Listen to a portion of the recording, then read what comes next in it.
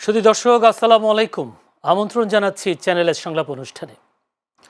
গত বছরের ২৯ জুলাই বৈষম্য বিরোধী ছাত্র আন্দোলনের কোটা সংস্কার আন্দোলনকে কেন্দ্র করে আইন শৃঙ্খলা বাহিনীর সদস্যসহ অন্যান্য নিহতদের স্মরণে রাষ্ট্রীয় শোক পালনের সিদ্ধান্ত নেয় সরকার এবং কালো ব্যাজ ধারণ করারও সিদ্ধান্ত নেয়। অন্যদিকে এই সিদ্ধান্তকে প্রত্যাখ্যান করে হত্যা ও নির্যাতনের শিকার আন্দোলনকারীদের প্রতি সহমর্মিতা ও সরকারের ভূমিকার প্রতিবাদ স্বরূপ চোখে মুখে লাল কাপড় বেঁধে ছবি তোলা ও ফেসবুকে নিজেদের প্রোফাইল পিকচার লাল করার ঘোষণা দেয় আন্দোলনকারীরা।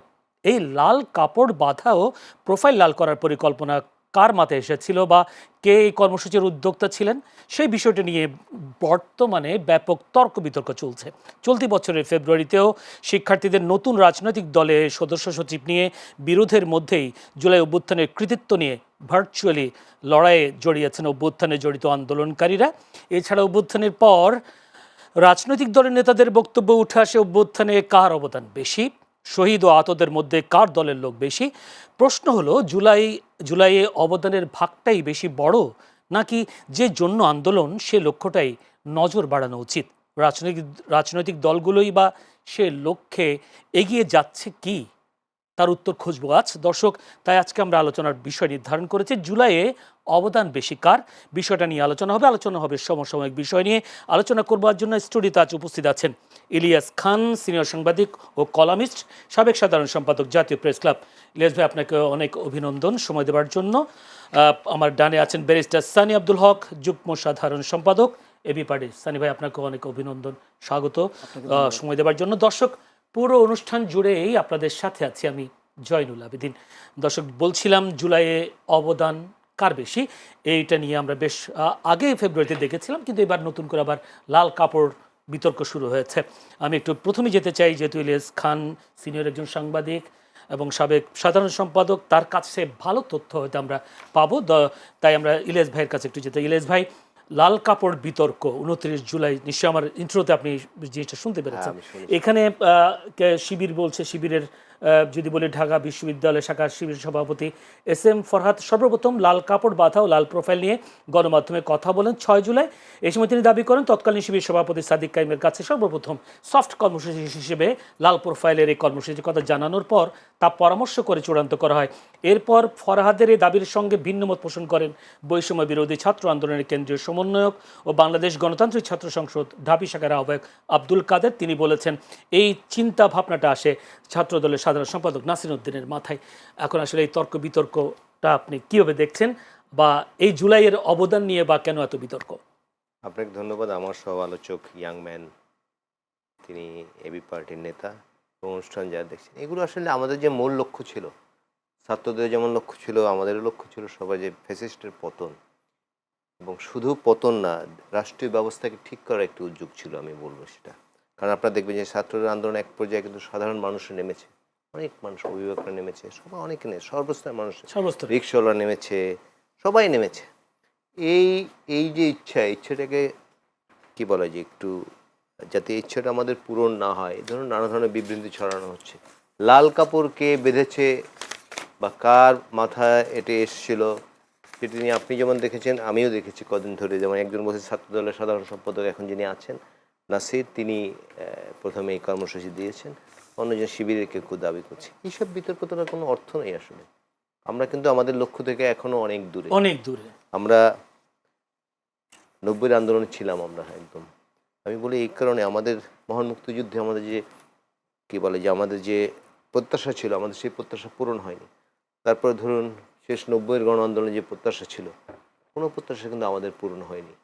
কিন্তু এবারে যে আন্দোলনটা হচ্ছে, এই আন্দোলনটা কিন্তু একটি ভিন্ন দিক আছে। যেমন 90 গণ আন্দোলন, আমি তখন ঢাকা বিশ্ববিদ্যালয়ের ছাত্র, সেটি ছিল একটি আরবান আন্দোলন, শুধু ঢাকা বিশ্ববিদ্যালয় সহ একটি পাবলিক বিশ্ববিদ্যালয় মিলে ছাত্ররা মিলে মূলত আন্দোলন করেছে। কিন্তু এবারে আন্দোলনটি কিন্তু, এবং শুধু ঢাকা কেন্দ্রিক ছিল আন্দোলন, মূলত ঢাকা কেন্দ্রিক, আশেপাশে বড় বড় কিন্তু এবার আন্দোলনটি গ্রাম গঞ্জে, হাট বাজার, সর্ব জায়গায় ছড়িয়ে গেছে, সর্বস্তরের মানুষ। এবং এবারে আন্দোলনের ছাত্ররা যেমন ছিল, তাদের বাবা মা ছিল, ইভেন দাদা দাদিও ছিল, নানা নানি ছিল, সব সর্বস্তরের মানুষ, বাচ্চারাও ছিল। এবার যদি আমাদের এই আন্দোলনটি ব্যর্থ হয়, যে আমাদের যে তরুণ বন্ধুরা বা যারা রাজনীতি করেন, যে জীবন দিয়েছে, সেটি যদি ব্যর্থ হয়, আমরা খুব হতাশ হব। আমরা সে হতাশ হতে চাই না। আমরা একটু আশা করতে চাই, কারণ আমি যদি এভাবে বলি, যে লক্ষ্য নিয়ে এই আন্দোলন, সেই লক্ষ্যকে পূরণ করবার জন্য, যে স্বপ্নটাকে বাস্তবে রূপ দেওয়ার জন্য বা বাস্তবায়ন করবার জন্য রাজনৈতিক দলগুলোর ভূমিকা আপনি কি দেখছেন? রাজনৈতিক দলগুলোর মধ্যে এখন বিরোধ শুরু হয়েছে। যেমন স্বৈরাচার পতন আন্দোলনে যারা ছিল, যেমন বিএনপি ছিল, জামাত ছিল, এবি পার্টি ছিল, আর অন্যান্য দল ছিল, কমিউনিস্ট পার্টি ছিল, তারপরে বিপ্লবী কমিউনিস্ট পার্টি ছিল, মানে আমি দলের নাম বলবো, অনেক দল ছিল। মূলত আওয়ামী লীগ বাদে অধিকাংশ দল ছিল, আওয়ামী লীগ এবং জাতীয় পার্টি বাদে, এবং তাদের যে বর্ষংবাদ কয়েকটি দল ছিল, এই এই রাশেদ খান মেনন, হাসান অনেকিন, এরকম কিছু দল বাদে সব দলই আন্দোলনে ছিল। অনেকে জীবন দিয়েছে, ঘরে ঘুমোতে পারেনি। যেমন ছাত্ররা যারা আন্দোলন করেছে, জীবনে চাকরি পাবে না যদি আওয়ামী লীগ না করে, তারপরে মারা যেতে পারে, ক্রসফায়ারে যেতে পারে, সেই রিস্ক নিয়েও কিন্তু তারা আন্দোলন করেছে। এখনই আপনি দেখুন, এখন চিত্র দেখুন যে আমরা ইতিমধ্যে চিফ অ্যাডভাইজার ঘোষণা করেছেন, এক্সাক্ট ডেট দেননি, তিনি বলেছেন যে ফেব্রুয়ারিতে নির্বাচন হতে পারে। কিন্তু সেই বিষয়টি নিয়ে কিন্তু এই আন্দোলনরত দলগুলো, যাদের মূল লক্ষ্য ছিল শেখ হাসিনাকে তাড়ানো, তারাই কিন্তু বিভক্ত হয়ে গেছে। যেমন এখন বলা হচ্ছে, নিশ্চয়ই উনি বলবেন যে স্থানীয় সরকার নির্বাচন আগে চাই, আমরা একটু পরীক্ষা করতে চাই যে নির্বাচন কমিশন কেমন করে।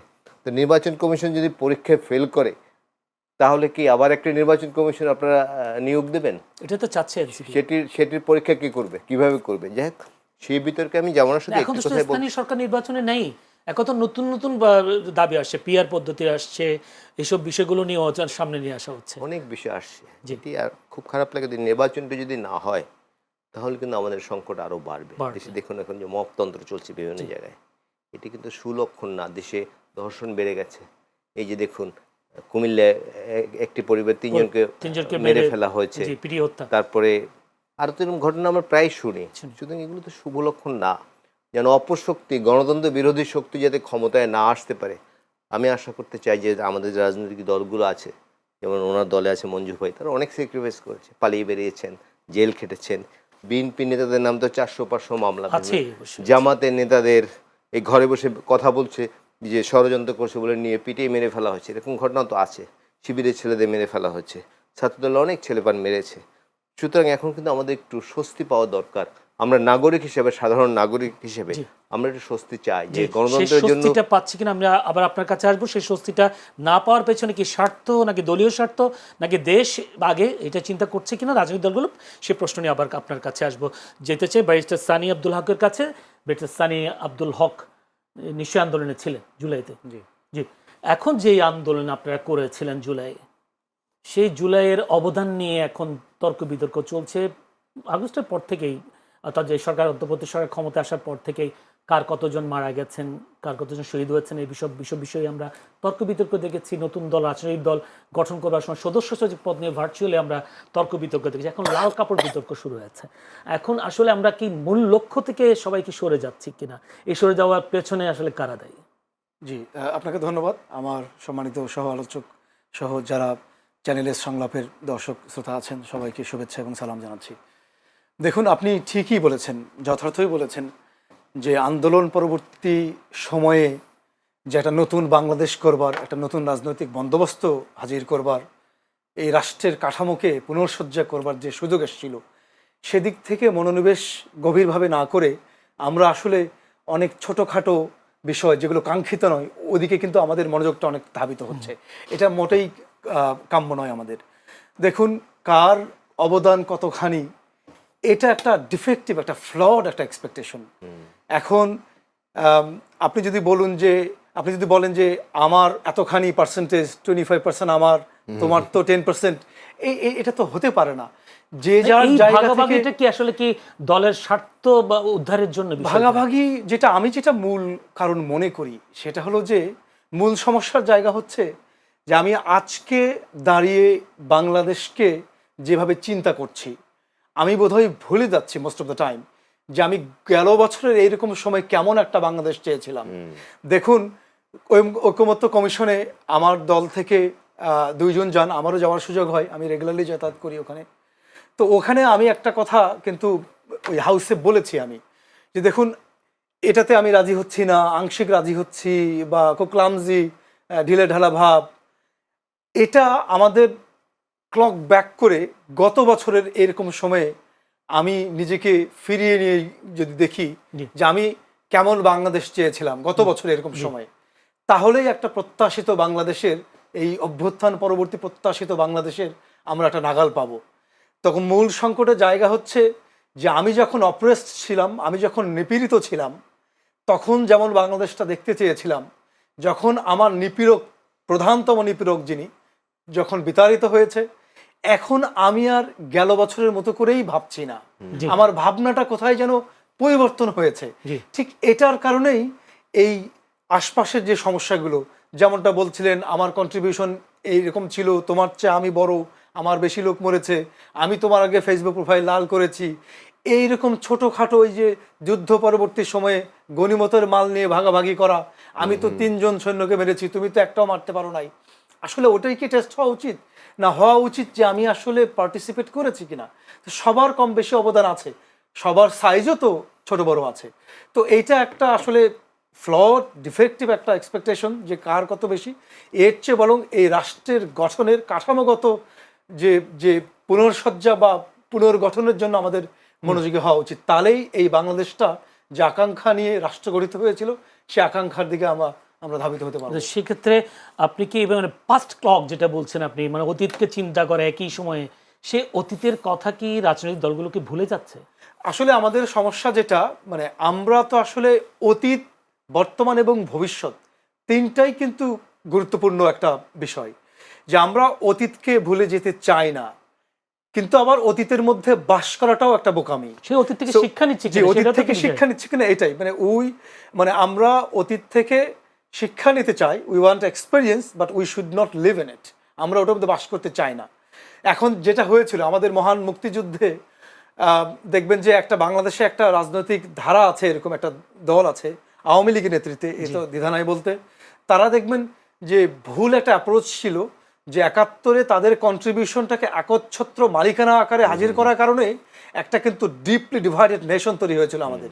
তো আমরা যদি আবার এই জুলাইকে মালিকানার আকারে যদি আমরা আবার হিসাব করতে শুরু করি, আমার হিস্সা এত পার্সেন্ট, এত শতাংশ, তোমারটা কম, তাহলে আমরা কিন্তু এই বিভাজনের রাজনীতিতেই আবার মানে ফিরে আসবো। এটা এই বিষয়টা একটু ইলিয়াস ভাইয়ের কাছে একটু যেতে চাই। ইলিয়াস ভাই, উনি বলছিলেন আসলে একটি দল আমরা দেখেছি বিগত 16 বছর মুক্তিযুদ্ধ, 71 সব চেতনা একমাত্র তারাই নিজেদের বলে দাবি করেছেন, যার ফলশ্রুতিতে আমরা দেখেছি 2024-এর পরিণতি। এখন কি আমরা সেই অধিকার ফলাতে গিয়ে সামনে কোনো পরিণতি দেখছি কিনা? বলেন, এটি আসলে একটি বিদেশি ষড়যন্ত্র। আসলে মুক্তিযুদ্ধের চেতনা বলে এবং মুক্তিযুদ্ধের চেতনা বিরোধী বা মুক্তিযুদ্ধের পক্ষে, মুক্তিযুদ্ধের বিরোধী যে নেশনটাকে ডিভাইড করা হয়েছে। এই কারণে আমাদের এখানে কিন্তু বিভিন্ন জাতিগোষ্ঠী নেই, আমরা অধিকাংশ বাংলাদেশি মানুষ বা বাঙালি জাতি।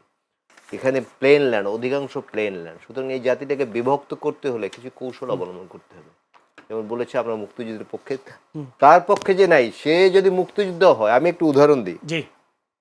যে কাদের সিদ্দিকেরা বলছে না, যখন আওয়ামী লীগ, মেজর জলিল সাহেব, কাদের সিদ্দিক যখন এরা আওয়ামী লীগে ছিলেন না বা আওয়ামী লীগের বাইরে গেছেন, এরা বলা হয়েছে যে এরা প্রকৃত মুক্তিযোদ্ধা না। এবং মেজর জলিল সাহেব তিনি সেক্টর কমান্ডার ছিলেন। আপনি তো পলিটিক্যাল লিডার, উনি কিন্তু বীরুত্তম খেতাব পাননি, একমাত্র সেক্টর কমান্ডার। কারণ হচ্ছে যখন যশোর থেকে মুক্তিযুদ্ধের পর লুটপাট করছিল ইন্ডিয়ান সৈন্যরা, তিনি প্রথম প্রতিবাদ করেছিলেন। এই জন্য তিনি বন্দী হয়েছেন, বাংলাদেশের প্রথম রাজবন্দী কিন্তু তিনি, এবং তাকে কিন্তু বীরুত্তম খেতাব দেওয়া হয়। অন্য সব সেক্টর কমান্ডার কিন্তু বীরুত্তম খেতাব পেয়েছে। সুতরাং আপনি নিশ্চয়ই কথা বললে এটা বলবেন বলে আমি আশা করি। তো জাতিটাকে এইভাবে বিভক্ত করা হয়েছে। সাম্প্রতিক একটি প্রবণতা কিন্তু আছে, জানি না সানি আমার সাথে একমত হবেন কিনা। এই যারা কিছু কিছু দল আছে, তাদের সাথে যারা সুর মিলিয়ে কথা বলছে না বা তাদের মতো করে বলছে না, তাদেরকে বলা হচ্ছে ফ্যাসিস্ট দোষর। এটা ইটস নট গুড প্র্যাকটিস, এটা তো ঠিক নেই, এটা তো ঠিক নেই। এবং এই কি যে ইন্টারনেট, ফেসবুক সব বিভিন্ন অন্তর্জালে দেখবেন যে আপনাকে পছন্দ না হলে আপনি ফ্যাসিস্ট, আপনার বাড়ি থেকে মব সৃষ্টি করা হচ্ছে। এটা তো আমরা প্রত্যাশা করি না। এবারে তো আমি আগেই বলেছি, ছাত্ররা যে স্যাক্রিফাইস করেছে, বিরাট স্যাক্রিফাইস। আজকে নানা কথা উঠছে, তারা আন্দোলন করে 37 দিন, আমি তাদেরকে সত্য করছি না, 36 ডে। কিন্তু এই যে বিএনপি, জামায়াত, এবি পার্টি বলেন, অন্যান্য যে গণতান্ত্রিক শক্তিগুলো আছে, তারা দীর্ঘদিন রাজনীতি করতেছে, কিন্তু দীর্ঘদিন সরকার পতনে আন্দোলন করছে, এবং তারা কিন্তু নানাভাবে নির্যাতিত হতে হয়েছে।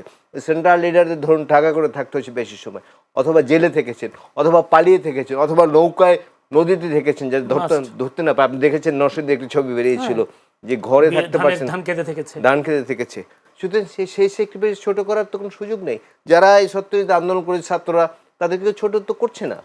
সুতরাং এখন আসলে দেশ গঠনের সময়। দেশ গঠন কিন্তু এইসব- সেক্ষেত্রে ইলিয়াস ভাই আপনি তাদের তো আরেকটা অভিযোগের কথা বলে, তারা বলে যে বিগত 16 বছর ধরে যারা আন্দোলন করেছেন তারা জনগণকে সম্পৃক্ত করবার মতো তেমন কোনো কর্মসূচি তারা দিতে পারে এটাকে কি এটি পুরোপুরি সত্য বলে আমি বিশ্বাস করি না। কারণ এই যে সবাই যে ঘর ছেড়ে নেমে এসছে, এই রাজনৈতিক দলগুলো কিন্তু অবদান আছে। জি, তারাও অনেক আন্দোলন করছে, যার ফলে তারা বলছে তারা মৃত্যু ভয়ে ঘরে বসে ছিলেন না, যেখানে আমরা 28 অক্টোবরে মির্জা আব্বাসের বক্তব্য বলেছে আমরা অনেক মৃত্যু ভয়ে চলে গিয়েছিলাম, এই বক্তব্য তো আমরা শুনেছি। না মৃত্যু ভয়ে ঘরে চলে গেছে, তারা এত সমাবেশ কিভাবে করলে না? জি, রিপিটেডলি তারা তো আন্দোলন করেছে। বিএনপি একটি লোককে কিন্তু আওয়ামী লীগ বাগিয়ে নিতে পারেনি।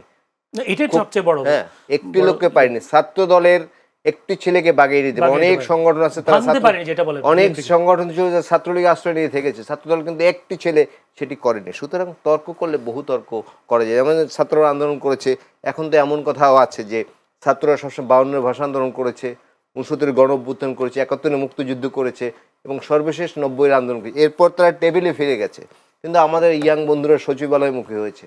এবং এই তর্কও আছে যে শেখ হাসিনার পিয়ন 15.5 বছর 400 কোটি টাকা কামিয়েছে, আর সজীব ভুইয়া সাহেবের পিএস মাত্র কয় মাসে যেন অনেক টাকা কামিয়েছে। আর এক দরবেশ সাহেব দেখলাম তিনি নাকি সারা রাত সচিবালয়ে থাকতেন তদবির করার জন্য।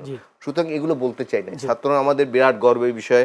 অন্যান্য রাজনৈতিক দলের সাথে তারা মিশিয়ে আমাদের এক ধরনের জগদ্দল পাথর সরিয়েছে। যেটা বলছেন এই কুটতর্ক না করে দেশটাকে কিভাবে এগিয়ে নিয়ে যাওয়া যায় সেইভাবে, এবং আমাদের জন্য গণতান্ত্রিক চেতনা থাকে এরকম যে আমি যেটা বুঝি সেটাই চূড়ান্ত, এটাই কিন্তু এক ধরনের ফ্যাসিজম, এর বাইরে কিছু নাই। সুতরাং সেই অবস্থা থেকে বেরিয়ে এসে প্রকৃত গণতন্ত্র যাতে ফিরে আসে সেই চিন্তা করা উচিত। সেই ক্ষেত্রে যদি রিয়াজ ভাই আপনার কাছে একটু তথ্য জানতে চাই, আসলে বিএনপি যে বলেছিলেন যে তাদের বিএনপি অংশ 734 জন শহীদ হয়েছে, এর মধ্যে বিএনপির 423 জন, ছাত্রদলের 144 জন, কিন্তু আপনি কি এটাকে কোনো দায় মনে করেন কিনা? এই 734 জনের একটা তালিকা বা কোনো ভলিউম বিএনপি কি তৈরি করেছে কিনা, যেটা জামায়াত করেছে, যেটা 770 জনের একটা 2500 পৃষ্ঠা 10 খণ্ডের একটা বই তারা বের করেছেন, তালিকা করেছেন। বিএনপি এই কাজে এগিয়ে গেল না কেন? বিএনপি এই কাজ কেন করেনি সেটা বিএনপি ভালো বলতে পারবে, বাট যারা যে ফিগার দাবি করছে সবটি সত্য বলে আমি মনে করি না। কারণ 700 কজন বললে 734 জন, তিনি বলেছেন, তারা বলেছেন 423 জন হচ্ছে বিএনপির, ছাত্রদলের 144 জন।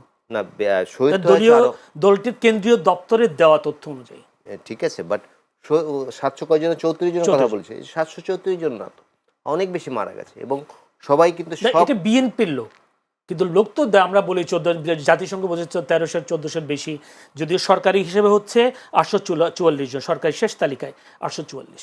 সরকারি শেষ তালিকা, আমি এই তালিকা নিয়ে আমার সন্দেহ আছে। কারণ আমরা যারা তখন খবরগুলো ফলো করতাম, যারা কাছ থেকে যারা দেখেছি যে কী হচ্ছে না হচ্ছে, প্রেস ক্লাবে দেখতাম, টেলিভিশনে অংশ নিতাম, আমার মনে হয় এই ফিগার অনেক বেশি।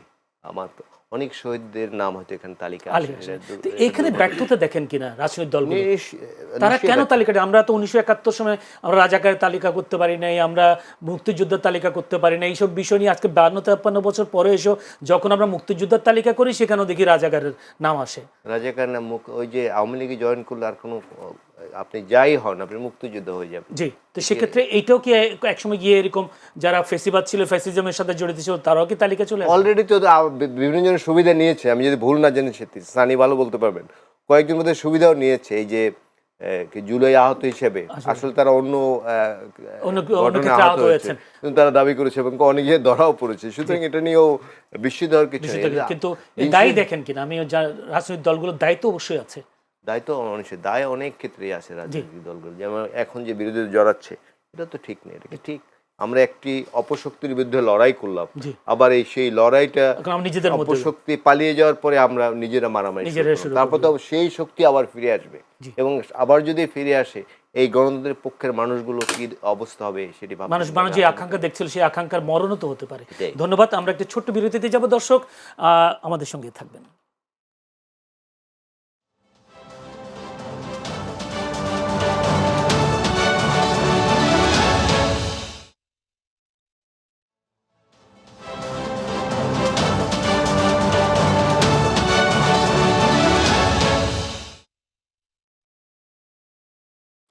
দর্শক বিরতির পর আবারও আমন্ত্রণ চ্যানেল সংলাপ অনুষ্ঠানে। আলোচনা চলছিল জুলাইয়ে অবদান কার বেশি।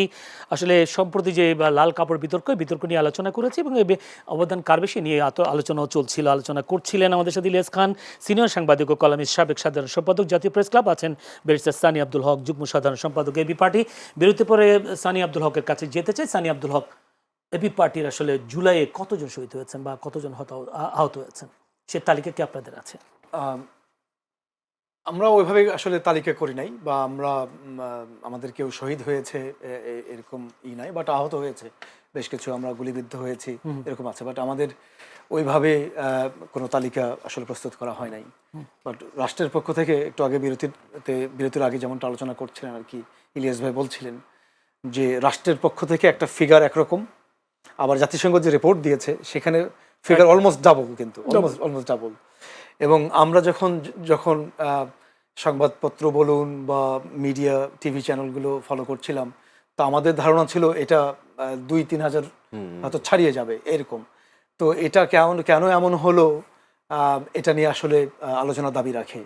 আসলে এই অন্তর্বর্তীকালীন সরকার দায়িত্ব গ্রহণের পর থেকে যে কয়েকটা উদ্যোগ হাতে নিয়েছে, কিছু সাধুবাদ জানানোর মতো উদ্যোগ তো হাতে নিয়েছে, কিন্তু প্রায়োরিটি লিস্টে তাদের সবার আগে যেটা করা উচিত ছিল যে আমেরিকান কংগ্রেশনাল হিয়ারিং মডেলে একটা পাবলিক হিয়ারিংয়ের যদি ব্যবস্থা করত, সেখানে আহত নিহত শহীদ যারা হয়েছে তাদের পরিবার, তাদের পরিজনরা গিয়ে সেখানে তাদের এই জুলাইয়ের কষ্টের কথাগুলো বলতো। ওয়েবসাইট খুলেছিল, জি, সেই ওয়েবসাইট তারা বলেছে নাম দেওয়ার জন্য। জি, তো যদি এরকম করতো তাহলে এই সংখ্যা নির্ণয়টা বোধহয় আরো সহজতর হতো আর কি। তো এখানে আপনারা আলোচনা করছিলেন যে আসলে রাষ্ট্রের ব্যর্থতাই বলা চলে আর কি, রাষ্ট্র পুরোপুরিভাবে এই জায়গাটাতে তাদের মনোযোগ সন্নিবেশিত করে নাই, অথবা এভাবে যদি বলি যে অগ্রাধিকারে এটা আসলে সবার উপরে রাখে নাই যেটা রাখা উচিত ছিল।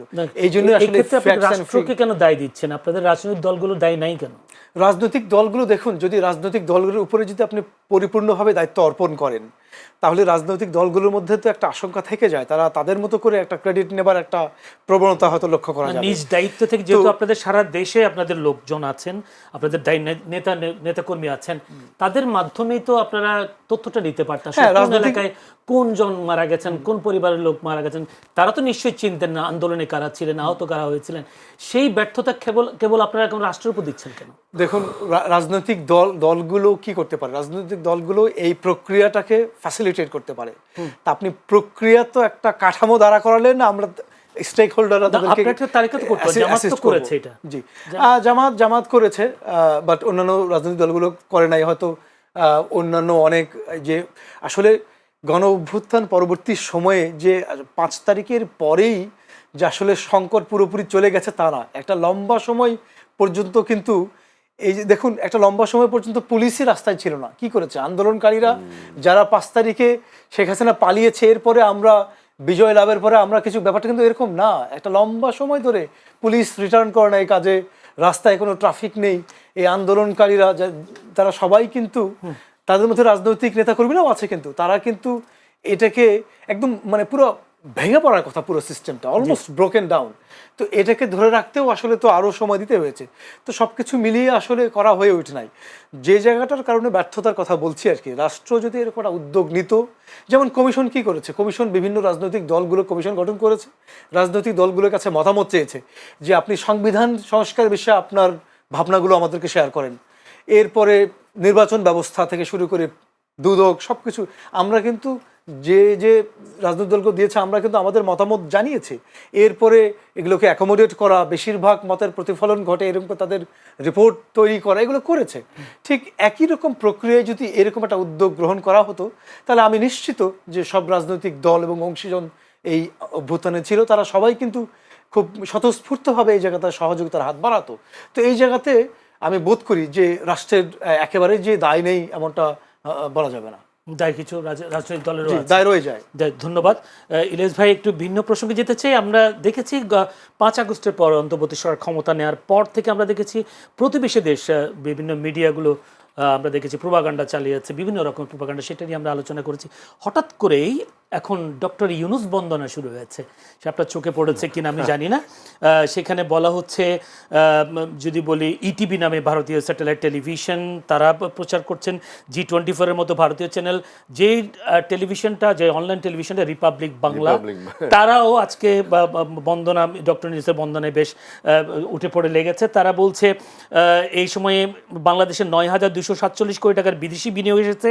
চায়না থেকে 100টি সংস্থা প্রায় 150 বিনিয়োগকারী ও ব্যবসা নিয়ে বাংলাদেশে বিনিয়োগ করতে আগ্রহী দেখিয়েছে। এই সময় এটা ডক্টর ইউনুসের একটা কারিশমা বলে বলছে। হঠাৎ করে ইউনুসের বন্দনাকে আবার অনেকে এটাকে সংশয় হিসেবে দেখছেন, আপনি কিভাবে দেখছেন? আমি সংশয় আমার নেই, কারণ এই কারণে একটু পেছনে যাই। ভারত হচ্ছে একমাত্র পৃথিবীর দুর্ভাগা দেশ যার কোনো প্রতিবেশীর সঙ্গে সুসম্পর্ক নেই। বাংলাদেশের জনগণের সঙ্গে সম্পর্ক ছিল না, একটি বিশেষ দলের সঙ্গে ছিল, এবং সেটা এখনও তারা রক্ষা করছে। আপনি দেখুন, এই যে পাকিস্তান চিরবৈরী বলা হয়, যে পাকিস্তান ভারত সম্পর্ক চিরবৈরী, কদিন আগে যুদ্ধ হলো। এই চায়না, আমি চায়না ছিলাম দীর্ঘদিন, চায়নারা যে কত ঘৃণা করে ইন্ডিয়ানদের সেটি আপনি না শুনলে চিন্তা করেন। আর যুদ্ধ তো প্রায় মাঝে মাঝে যুদ্ধ কিছু সময় হয়, আবার হয় অবস্থা সবসময় থাকে। তারপরে ধরুন এরপর কি আছে, এই যে নেপাল, পৃথিবীর একমাত্র হিন্দু রাষ্ট্র, ভারত একটি হিন্দু দেশ, সেই নেপালের সাথে নেপালের প্রধানমন্ত্রী যিনি হয়েছেন, প্রথম তাদের কি বলে, তারা সাধারণত প্রথম দিল্লি সফর করে, কিন্তু তারা প্রথম গিয়েছে বেইজিং।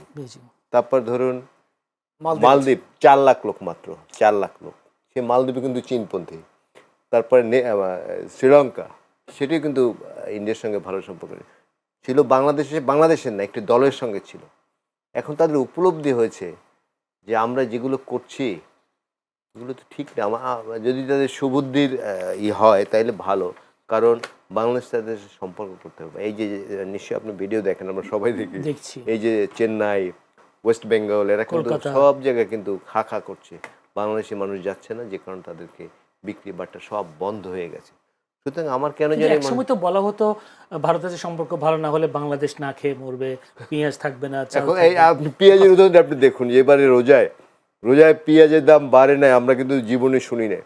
প্রত্যেক রোজার আগে আমরা বাণিজ্য মন্ত্রী একটা বক্তব্য শুনতাম যে এবার দ্রব্যমূল্য খুব নিয়ন্ত্রণে থাকবে, কিন্তু আমি এ পর্যন্ত দেখিনি যে কোনোদিন নিয়ন্ত্রণে ছিল। এই যে কি যেন বলে, পেঁয়াজের দাম 4-5 গুণ হয়ে যায়, পেঁয়াজ, কাঁচামরিচ সব। তারপর বেগুনের অনেক দাম বাড়তো। এবার কিন্তু রোজা মোটামুটি স্থিতি ছিল, ভারতে পেঁয়াজ না আসে আর দাম কিন্তু কমেছে। বেগুনের দাম বাড়ার কারণে হয়তো আমরা নতুন নতুন রেসিপিও পেয়েছিলাম, অনেক রেসিপিও পেয়েছিলাম।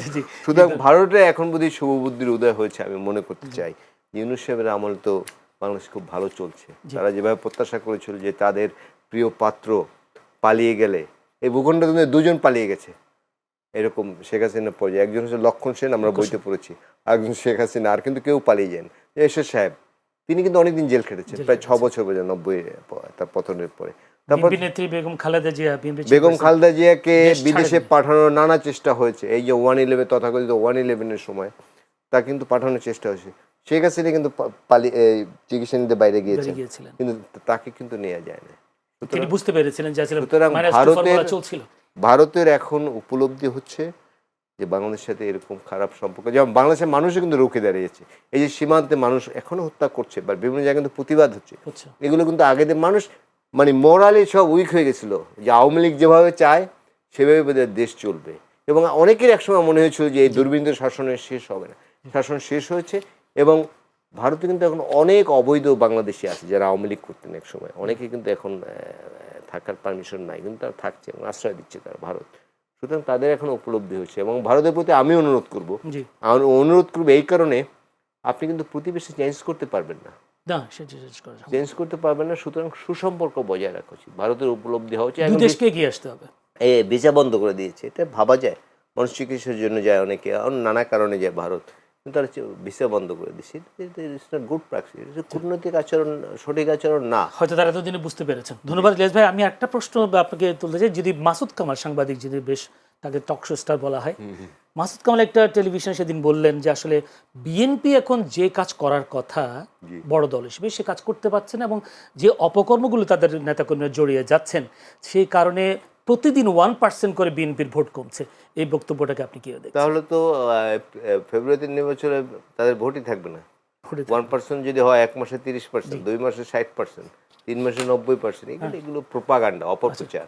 বিএনপি একটি বিরাট দল, বিভিন্ন জায়গায় টুকটাক কি বলে বিএনপি কর্মী তো দীর্ঘদিন নানাভাবে অত্যাচারিত হয়েছে এবং মিডিয়া এবং বিভিন্ন কি বলে যে এই যে ফেসবুক সহ নানা মাধ্যমে আমরা দেখেছি যে বিএনপি নেতার বাড়ি দখল করছে। অনেক ক্ষেত্রে হয়েছে কি, ধরুন আপনি আওয়ামী লীগের আমরা বাড়িটি দখল করে নিয়েছেন, বিএনপি এখন উদ্ধার করছে বিএনপির কেউ এই জন্য বলা হচ্ছে বিএনপির নেতা। এরকম ঘটনা কিন্তু অনেক আছে এবং যাদের বিরুদ্ধে সুনির্দিষ্ট অভিযোগ পাওয়া যাচ্ছে তাদের কিন্তু বিএনপি থেকে বহিষ্কার করা হচ্ছে। এবং আপনি লক্ষ্য করবেন এই যে কি বলে যে এটি একটি কৌশল। এই যে হোটেল জাকারিয়া যুবদলের একজন নেতা, তিনি একজন নানা কিছু করেছে, তাকে কিন্তু বিএনপি বহিষ্কার করেছে, কিন্তু পুলিশ কিন্তু অ্যারেস্ট করছে না। কারণ ওই পাবলিকলি এক ধরনের পারসেপশন দিতে চায় যে বিএনপি নেতারা অপকর্ম করেও বুক ফুলে ঘুরে বেড়াচ্ছে, পুলিশকে অ্যারেস্ট করে এখনই কে না করেছে। বিএনপি বলেছে যে ওকে অ্যারেস্ট করা যাবে না, কিন্তু করছে না। কিন্তু এরকম ঘটনা কিন্তু অনেক জায়গায় আছে। লালমনিরহাটের পাটগ্রামে তো অ্যারেস্ট করা হয়েছিল, তারপর তো আবার থানায় হামলা হয়েছে। সেটি বিচ্ছিন্ন ঘটনা বিভিন্ন জায়গায় ঘটছে। ধন্যবাদ ইলিয়াস ভাই। আমি একটু সানি ভাইয়ের কাছে যেতে চাই। সানি ভাই, নাহিদ ইসলাম আজকে সম্ভবত তিনি বক্তব্য রেখেছেন কুষ্টিয়ায়। তিনি বলেছেন ভারতীয় আধিপত্যের বিরুদ্ধে লড়াই করছেন তারা, কোনো রাজনৈতিক দলও যদি দেশটির পক্ষে যায় তাদের বিরুদ্ধে দাঁড়ানো হবে বলে হুঁশিয়ারি দেন তিনি। আসলে কি কোনো দল কি আসলে ভারতের পক্ষে যাচ্ছে, এরকম কোনো নিশানা বা কোনো ধারণা আপনি দেখছেন কিনা? ভারতের পক্ষে যাচ্ছে কিনা, এর আগে আমরা একটা কথা শুনি, যদি বিএনপি যদি নির্বাচন ঘন ঘন চায় তখন বলে ভারতের সুরে কথা বলছে, আর যদি জামায়াত বলে আমরা নির্বাচন চাই না, পরিবেশ তৈরি হয় না, তখন বলা হয় যে ভারতের সুরে জামায়াত কথা বলছে। এইভাবে এই কথাগুলো তো আমরা শুনি। আসলে ভারতের পক্ষে কথা বলছে কারা? নাহিদ ইসলামের আজকের বক্তব্য আসলে এর আগে একটু বলে নেই যে ভারতের সাথে বাংলাদেশের যে সম্পর্ক, এটা আসলে খুব মানে সুস্পষ্টভাবে ডিফাইন করা দরকার। এতদিন আমাদেরকে যেটা শিখিয়েছে, ভুলভাবে শিখিয়েছে সেটা হচ্ছে ভারত আমাদের বন্ধু রাষ্ট্র। আসলে দেখুন যে একটা রাষ্ট্র যারা বর্ডার শেয়ার করে, এই বর্ডার শেয়ারিং নেইবারিং কান্ট্রি আসলে কখনো বন্ধু রাষ্ট্র হয় না। বাই ডিফল্ট তারা কিন্তু বন্ধু রাষ্ট্র হওয়ার কথা না। ইউরোপে তো আছে, হ্যাঁ, বন্ধু রাষ্ট্র কিন্তু আপনার নেইবারিং কান্ট্রি যাদের সাথে আপনি বর্ডার শেয়ার করেন, বাই ডিফল্ট বন্ধু রাষ্ট্র আছে। যে কিভাবে হয় সেটা আপনি আপনার আচরণ দিয়ে, আপনি মিউচুয়াল ট্রাস্ট অ্যান্ড কনফিডেন্স দিয়ে, কোঅপারেশন দিয়ে আপনি বন্ধুত্ব গড়ে তোলেন। কিন্তু যেটা অটোমেটিক প্রেজাম্পশন কি, যে আপনার বর্ডার শেয়ারিং রাষ্ট্রের সাথে আপনার একটা সবসময় একটা মানে থাকবে, এটাই তো। এই জন্য তো বর্ডার শেয়ার করার বর্ডার লাইন যখন থাকে, তার মানে কি আপনি আসবেন না, আমিও যাব না, এই একটা হিটেড থাকে। কিন্তু এইটা আপনি মিনিমাইজ করতে পারেন আপনার মিউচুয়াল ট্রাস্ট অ্যান্ড কনফিডেন্স দিয়ে, আপনার কোঅপারেশন দিয়ে, আপনার ট্রেড কমার্স সব কিছু রিলেশনশিপ দিয়ে আপনাকে এস্টাবলিশ করতে হয়। তো আমাদেরকে ভুল শিখিয়েছে। ইলিয়াস ভাই একটু আগে বলছিলেন যে ভারত বাংলাদেশকে আসলে একটা রাষ্ট্র আকারে দেখে নাই। ভারত যেটা করেছে আওয়ামী লেন্সে দিয়ে একটা দেখেছে, একটা রাষ্ট্রকে, একটা দলকে ভারত গুলিয়ে ফেলেছে। এটাই হলো মূল সংকট। যদি ভারত বাংলাদেশকে একটা রাষ্ট্র আকারে দেখতো, তাহলে এই অভ্যুত্থান পরবর্তী সময়ে তাদের কনসুলার অফিসগুলো বন্ধ করে দেওয়া, মন খারাপ করে বসে থাকা, নানান ধরনের আন্তর্জাতিক পর্যায়ে প্রোপাগান্ডা ছড়ানো, এগুলো থেকে বিরত থাকতো। দেখুন অনেক দিন রাগ গস্যা মন খারাপ করার পরে কোনো একটা এই জায়গায় আপনার সাইড লাইনে একটা বৈঠক করেছে প্রফেসর ইউনূসের সাথে।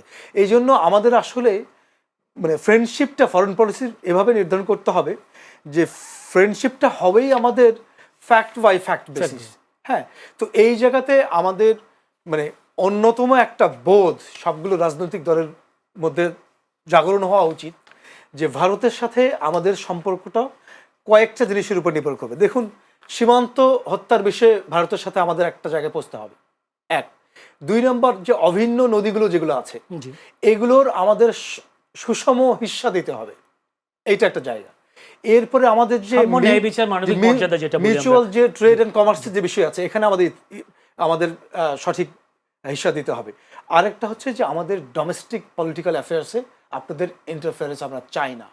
এই মোটা দাগে চারটা বিষয় যদি আমরা সেটেল করতে পারি, তাহলে আপনি এই টেস্ট দিয়েই, লিটমাস টেস্ট দিয়ে আপনি বুঝতে পারবেন যে আসলে কোন রাজনৈতিক দলগুলো ভারতকে বন্ধু মনে করছে বুঝছে? বা ভারতের তারা জয়গান শত্রু গাইছে। মনে করছে। জি, এটাই আসলে টেস্ট হওয়া উচিত। ধন্যবাদ। একটু ইলিয়াস ভাইয়ের কাছে যেতে চাই। ইলিয়াস ভাই, আজকে নিচে একটা বিষয়, খুব উদ্বেগের বিষয় বাংলাদেশের মানুষের জন্য, সেটা হলো ট্রাম্প 35% শুল্ক আরোপ করেছে বাংলাদেশ ও 14টি রাষ্ট্রের, এবং তা বলা হচ্ছে যে যদি তারা উৎপাদনগুলো তাদের দেশে নিয়ে যাওয়া হয় তাহলে সেই শুল্ক মওকুফ করা হবে। কিন্তু এই 35% শুল্ক যদি আরোপ করা হয়, তাহলে আমাদের যেই গার্মেন্টস শিল্পটা যেটা সবচেয়ে আমদানি করবার জন্য আমদানি অর্থনৈতিক যে মুদ্রা আয় করার যে একটা পথ, গার্মেন্টস সেক্টর, কী ধরনের ক্ষতির মুখে পড়তে পারে বলে আপনার মনে হয়? এই তো টেকনিক্যাল বিষয়গুলো আমি জানি না, কিন্তু মোটা দাগে বুঝি যে গভীর সংকটে পড়বে দেশে। এই কারণে গার্মেন্টসে ধরুন 42 লাখ ওয়ার্কার আছে, তাদেরকে প্রত্যেককে ঘিরে 4-5 জন লোক, একজন যারা আয় করেন, তার মানে 2-2.5 কোটি মানুষ, এবং কিছু অন্য বিজনেস গড়ে উঠছে। গার্মেন্টসে মেয়েরা ধরুন পায়ে চপ্পল কিনে, সিট কাপড় কিনে জামা বানানোর জন্য, চুলের ফিতা কিনে, এগুলো কেন্দ্র করে অনেক ইন্ডাস্ট্রি গড়ে উঠছে। এই ইন্ডাস্ট্রিগুলো ধসে যাবে। সুতরাং আমার কেন জানি মনে হয় নানা সময় নানা সংকট সৃষ্টি হয়েছে, কিন্তু সে সংকট কিন্তু কেটে গেছে। কিন্তু কিন্তু আপনি এই সংকটটা দেখেন কিনা, এই দায়টা দেখেন কিনা, যদি আমি এবার বলি, এর আগে তো শুল্ক আরোপ করেছিল ট্রাম্প, কিন্তু ডক্টর ইউনূস বলেছেন, তিনি চিঠি দিয়েছেন 30 দিনের মওকুফ, কিন্তু 30 দিনের মওকুফের সময়সীমা হচ্ছে 1 আগস্ট শেষ হয়ে যাচ্ছে। এই 30টা বা 3 মাসের সময়টাকে 1 আগস্ট না, 1 আগস্ট থেকে নতুন শুল্ক কার্যকর হওয়ার কথা বলা হলেও এ নিয়ে দর কষাকষি চালিয়ে যাচ্ছে বাংলাদেশ, এটার রিপোর্ট। কিন্তু 1 আগস্ট মেয়াদ শেষ হচ্ছে, কিন্তু এই বাকি 3 মাস সময়টা কি আরও কি দর কষাকষি নিয়ে কথা বলা তো দরকার ছিল কি, আপনি কি মনে করেন? আসলে সারফেস লেভেল থেকে আমরা কেউ বলতে পারছি না আসলে এটি দরকার শেষ করেছিল কিনা, বাট করতে তো পারে, তাই না? কিন্তু তিনি 3 মাসের জন্য স্থগিত করেছিলেন শুল্কটা। হয়তো সরকার চেষ্টা চালিয়ে যাচ্ছে, জানি শেষ পর্যন্ত কি। কিন্তু না, এখন তো তারা বলছেন ধরুন বিশ্বব্যাপী একটা গ্রহণযোগ্যতা আছে, মার্কিন যুক্তরাষ্ট্রে তার বিরাট গ্রহণযোগ্যতা, এবং অনেক মার্কিন প্রেসিডেন্ট তাকে ব্যক্তিগতভাবে চিনে। কিন্তু বাণিজ্য উপদেষ্টা আজকে বলছেন 35% শুল্ক আরোপ নিয়ে যুক্তরাষ্ট্রের সঙ্গে আগামীকাল বৈঠকে বসবে। তিনি আশা করছেন যুক্তরাষ্ট্রের সঙ্গে আয়োজিত এই বৈঠকে ভালো কিছু আসবে। আপনি কি আমরাও আশা করছি। জি, আশা করছেন।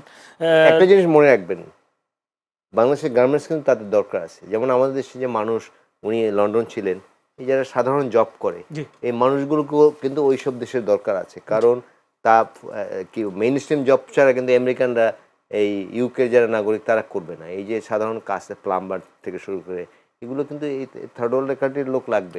সুতরাং যেমন সৌদি আরব আমাদের নানা কথা বলে, বাংলাদেশের মানুষ না থাকলে কিন্তু চলবে না।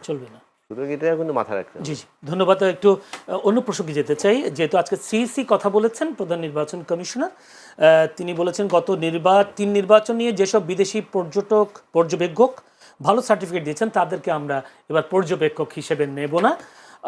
আবার রাতের ভোটে অংশ নিয়ে সরকারি কর্মকর্তা পুলিশ বাহিনী তার সুনাম নষ্ট করে ফেলেছে, এবার সময় সেই সুনাম ফিরিয়ে আনার, এমন মন্তব্য করেছেন প্রধান নির্বাচন commissioner CEC M Nasir Uddin.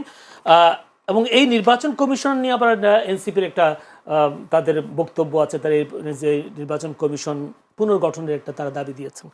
আপনি কি আশা করছেন আসলে এই নির্বাচন কমিশনের যে রাতের ভোটের অংশ নিয়ে সরকারি কর্মকর্তা কর্মচারীরা পুলিশ বাহিনী যে সুনাম নষ্ট করে ফেলেছে, সেই সুনাম কি ফিরিয়ে আনতে পারবে কিনা? ফিরিয়ে আনতে পারবে কিনা এটা তো আসলে পারফরমেন্সের আগ পর্যন্ত আসলে তো বোঝা যাচ্ছে না, তাই না? ব্যাপার যদি এই যে বাহিনীগুলো অংশগ্রহণ করেছে নির্বাচন ব্যবস্থায় গত 3টা, যেটাকে বিভিন্নভাবে প্রশাসনের নির্বাচন বলে আমরা আখ্যা দিচ্ছি, এটা তো ঠিক, ফ্যাকচুয়ালি কারেক্ট, এবং তাদের ইনভলভমেন্ট ছিল। এখন এটাকে ফিরিয়ে আনার জন্য এই বাহিনীগুলোর পক্ষ থেকেই তাদের উদ্যোগ গ্রহণ করতে হবে, যাতে মানুষ আস্থা রাখতে পারে। এই পারফরমেন্সের মধ্য দিয়েই তারা আস্থা অর্জন করার প্রয়াস চালাতে হবে। আর আপনি যেমনটা বলছিলেন, পর্যবেক্ষক কাকে নেবে না, তো এই পুরো প্রসেসটার মধ্য দিয়ে না দেখবেন যে সবগুলো রাজনৈতিক দল এবং অংশীজনকে এখন বাংলাদেশ আসলে একটা বিশেষ সময় অতিক্রান্ত করছে। এই অন্তর্বর্তীকালীন সরকার তো একটা স্বাভাবিক সরকার না, একটা বিশেষ আনইউজুয়াল সার্কামস্টেন্সের মধ্য দিয়ে আমরা এই সরকার পেয়েছি। এই সরকারের উচিত হবে, তারা কিছুটা করছেও অনেকাংশে, প্রত্যেকটা মেজর টপিকে সব রাজনৈতিক দল এবং অংশীজনকে আলাপ আলোচনা সংলাপে আসলে অংশগ্রহণ করানো। এটা যাতে এঙ্গেজিং হয়, এটা পার্টিসিপেটরি হয়, এটা যত বেশি এঙ্গেজিং এবং পার্টিসিপেটরি হবে তত বেশি গ্রহণযোগ্য হবে। তো এটা কাকে নেবে না, কাকে নিলে আস্থায় আনা যাবে না, এইটা সিদ্ধান্ত গ্রহণের সময় যদি স্টেক হোল্ডারদেরকে যদি এঙ্গেজ করে, তাহলে এটা বেশি গ্রহণযোগ্যতা লাভ করবে। ধন্যবাদ। দর্শক, আমাদের একেবারে শেষ করার সময় এসেছে, আসলে আমাদের কাছে হাতে একেবারে সময় নেই। দর্শক, এতক্ষণ ধরে আলোচনা চলছিল জুলাইয়ে অবদান বেশি কার। আলোচনায় ছিলেন ইলিয়াস খান, সিনিয়র সাংবাদিক ও কলামিস্ট, সাবেক সাধারণ সম্পাদক জাতীয় প্রেস ক্লাব, ছিলেন ব্যারিস্টার সানি আব্দুল হক, যুগ্ম সাধারণ সম্পাদক এবি পার্টি। দুজনকে আজকের অনুষ্ঠানের পক্ষ থেকে প্রাণঢালা অভিনন্দন, শুভেচ্ছা জানাচ্ছি সময় দেওয়ার জন্য, এবং আপনারা আজকে আমাদের অনুষ্ঠান দেখবার জন্য, এতক্ষণ ধরে ধৈর্য ধরে দেখবার জন্য আপনাদেরকেও প্রাণঢালা অভিনন্দন, শুভেচ্ছা জানিয়ে আজকের মতো শেষ করছি চ্যানেলের সংলাপ অনুষ্ঠান। ভালো থাকবেন, সুস্থ থাকবেন, আল্লাহ হাফেজ।